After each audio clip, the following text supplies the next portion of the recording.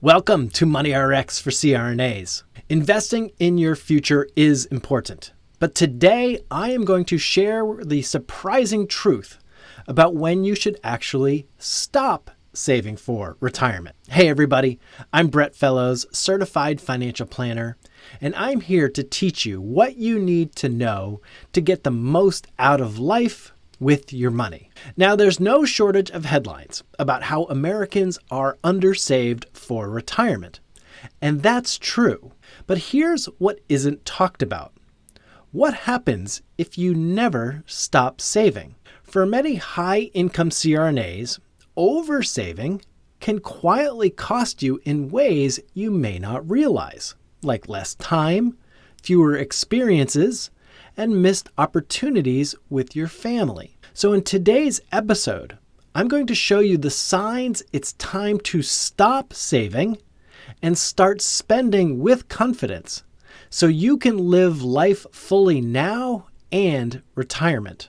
Now, I know it may sound odd to hear a financial planner say you should stop saving for retirement, but here's why. If we see money as the ultimate goal, then of course the answer will always be to save more, invest more, and grow more.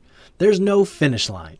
But if we see money as a tool to help you live your best possible life, well, then the picture changes. Every dollar you push toward retirement is a dollar you're not using today. Now, for CRNAs, that could mean giving up on opportunities to work less, or take a long trip with your family, or simply invest in your health and happiness now. To really understand why this matters, we need to look at two powerful principles that are always at work in your financial life. And the first is compound growth, the magic of your money building on itself over time.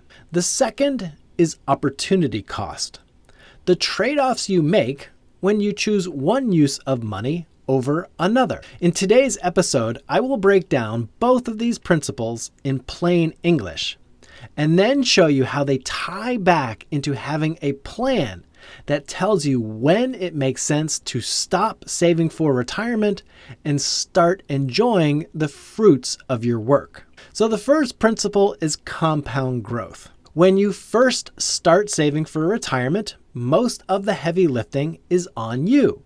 You're putting money into your Roth or your 401k or your investment account. And while you'll see some growth in those early years, most of the increase is still coming from your own contributions. But later, as your portfolio grows and you get closer to retirement, that dynamic flips. Your portfolio itself begins doing the heavy lifting. The growth on your money starts to far exceed what you're adding each year. Think of it like a snowball. At first, you're packing it by hand, but once it's big enough, it rolls down the hill and grows on its own momentum. Let's look at a simple example. Say from age 25 to 65, you save $10,000 per year, and your money grows on average at 8%. In year one, you put in $10,000 and it grows to $10,800. Again, you contributed $10,000, the growth was only $800. You did almost all of the heavy lifting. Now fast forward 10 years.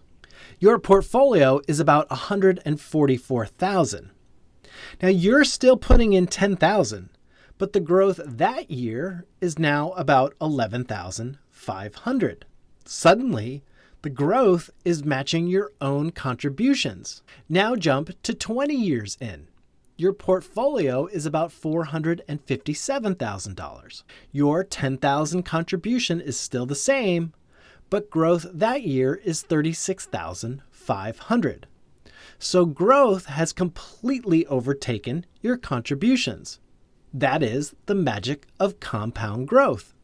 Eventually, your money does more work than you do. And now, yes, this is a simplified example. Most of us increase our savings over time. But the point is to show you the proportion of growth coming from you versus growth coming from your money. The longer your portfolio is growing, the more the growth is driven by your dollars working for you. And that's capital appreciation. By year 40, at age 65, that same $10,000 contribution is tiny compared to the $208,000 in growth your portfolio is generating. That is the true power of compounding. In the early years, it's on you to get the portfolio moving. But in the later years, if you've saved and invested consistently, your portfolio is the one doing the work. You have handed off the baton. And that's exactly why knowing when to stop saving matters. Because once your money is running on its own, you can start shifting your focus to what it's all for. So that's the first principle, compound growth. The second principle we need to understand is opportunity cost. Now, most of us think of opportunity cost with investments is, if I had invested here instead of there, I'd have made more money. That difference is the opportunity cost. But opportunity cost isn't just about investments. It's about your life. If we stop viewing money as something to be grown forever and instead see it as a tool to live the life we want, then the question becomes, what's the opportunity cost of always working, always saving, always maxing out that 401k or 403b? Well, the real opportunity cost is the experiences you miss along the way. The dinners with friends you didn't have time for, the family vacations you postponed, or the milestones you skipped because you were always working or always saving for some day. Saving for retirement is absolutely essential, but there comes a point where the benefit of putting away another dollar starts to shrink while the cost of what you're giving up keeps growing. So the trade-off shifts, and that's the critical question. At what point are you saving so much for tomorrow that you are shortchanging today? And that's why having a plan in place is so important, because a good plan tells you when enough is enough. So those are the two key principles. Compound growth shows us that over time, your portfolio will grow faster than you can contribute. And opportunity cost reminds us that every extra dollar you save means giving up something today. Again, time, freedom, or experiences. When you put these two ideas together, you can see why it makes sense for many people, especially CRNAs in their peak earning years, to stop saving for retirement at some point. Because once your portfolio is doing the heavy lifting and the trade-offs of saving more keep rising, it may be time to shift gears. For most of us, the formula we have been taught goes something like this. You work, you save, you defer, you retire, then you enjoy. And that framework does work. If it helps a lot of people get the job done, and if you just want a simple plan, it's a solid start. But we have to stop and ask, is that really the best framework? Is the goal just to keep deferring joy until some far-off future? Because yes, saving for the future matters, but what about the enjoyment today?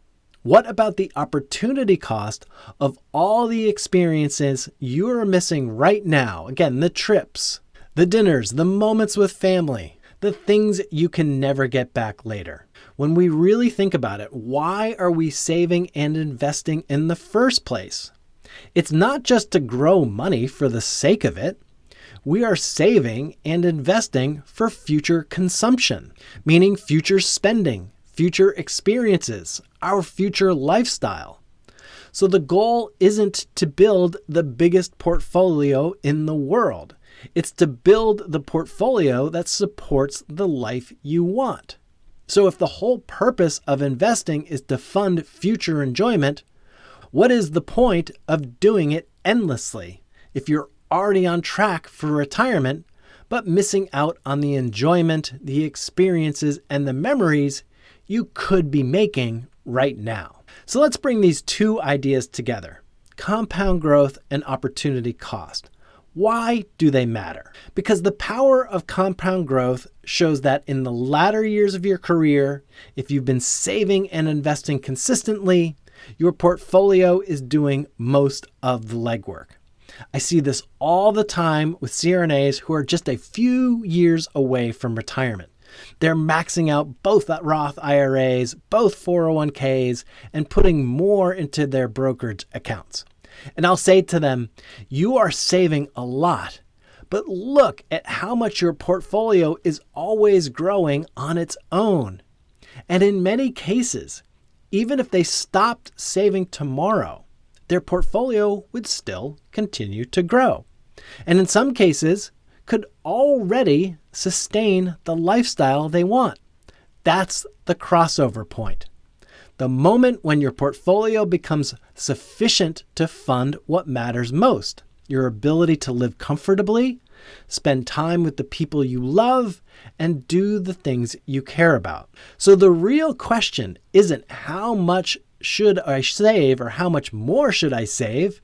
It's, have I already hit the point where my money can start serving me instead of the other way around? Once your portfolio can already support your goals, saving more isn't wrong, but it becomes a problem if it's costing you the moments, the memories, and freedom that you have been working so hard for. So when should you stop saving for retirement?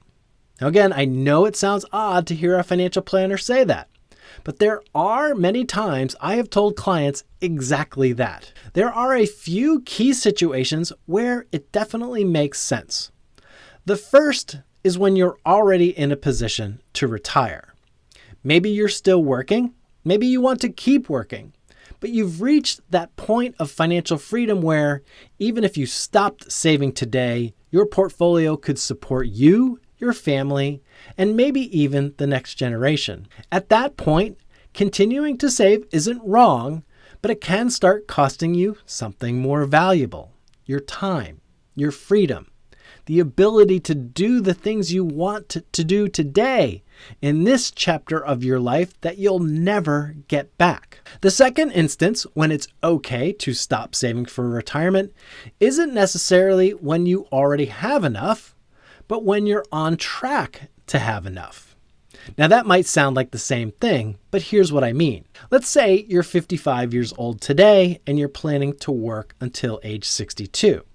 And your goal is to have $2.5 million in your portfolio by then, because that's what will support the lifestyle you want. Well, if you already have $2 million today, you only need about 3% annual growth to reach that goal in 7 years. Now that kind of growth isn't guaranteed, but it's a realistic, even probable outcome if your money stays invested. Which means the growth alone, again, thanks to compound interest, can carry you across the finish line without you having to keep pouring every extra dollar into savings. So in that case, you could stop saving for retirement. Not because you're done, but because your portfolio is doing the work for you, and that freed up cash flow can now go toward enjoying life today. More travel, maybe more time off, or simply breathing a little easier knowing that you're on track. The third case where it makes sense to stop saving for retirement is when you start to feel like you're sacrificing the most important things in your life today. Honestly, this is the one I see the most. So many people fixate on a number. If I can just save $1 million, I'll finally feel okay. And then they hit it. And suddenly it's 2 million, then 5.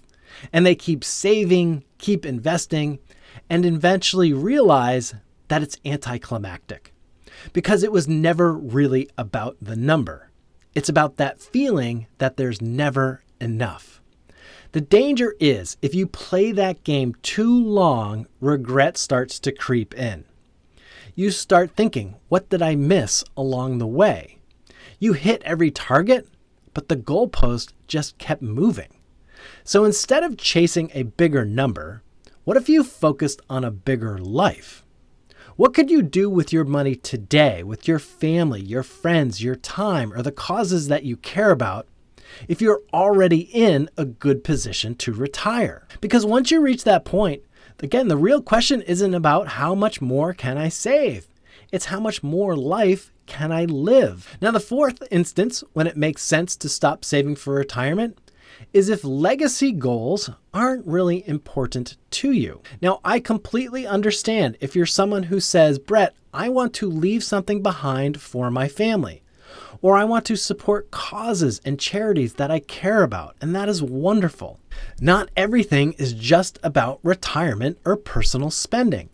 If building a legacy matters to you, then by all means, keep saving and investing as long as you're doing it intentionally. But if you're saying, I don't really have those goals, maybe you don't have children, or maybe leaving money behind just isn't a priority. You want to enjoy what you've earned during your lifetime, and that's okay. Because if your focus is truly on spending your money for your retirement, then there's a point where you'll already have enough to do that comfortably. And once you've reached that point, saving more doesn't buy you more freedom. It just delays you from using the freedom you already have. And finally, the fifth instance when it makes sense to stop saving for retirement is when you no longer need the tax benefits. Now, for many people, especially CRNAs in high income tax brackets, saving into retirement accounts still makes a lot of sense. The tax deduction, the tax deferred growth, the ability to lower your taxable income, those are all very valuable benefits. But if you're already on track for retirement and you've moved into a lower tax bracket, well, those benefits start to shrink. And at that point, continuing to save just for the sake of it might not make sense anymore. You might be better off redirecting that cash flow towards experiences, giving, or other goals that add meaning to your life. So why are we even talking about this? Because it's so easy to let retirement become the all-consuming goal. But instead, I want to encourage you to let an aligned life be the actual goal. How can you take the money you have worked so hard for and align it with what truly matters, what you want to do, how you want to live, and who you want to spend your time with? That is the vision that really counts. Yes, saving for retirement is essential, and yes, many people are undersaved. But there is another side to the story. People who are oversaved, who've done everything right on paper, but are missing out on the life their money was meant to support. Don't let that be you. You have worked hard to get where you are. Make sure your plan doesn't just prepare you for someday, but helps you live fully today. So take the time to understand your main goals, both for the future and for today, and then create a plan that allows your financial life, your portfolio to fully support them. Now, I know that's not always easy. It can be hard to step back from what you've always done and think about your money in a more intentional way. And that is where working with a financial planner can really help. So if you're wondering, how do I actually do this? Reach out to us at oakcapitaladvisor.com. That is exactly what we help our clients do every day. Because at the end of the day, the goal isn't to grow the biggest portfolio possible. The goal is to live the best life possible, to use your money as a tool to create what matters most to you. Whether that's retirement, legacy, giving back, or more time with family and friends. Whatever it is that fills your life with meaning. That is how you should look at your portfolio. Not as something to keep growing forever, but as something that helps you live the life you have worked so hard for.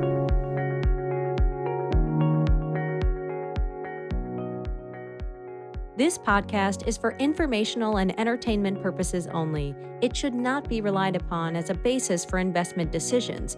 This podcast does not engage in rendering legal, financial, or other professional services.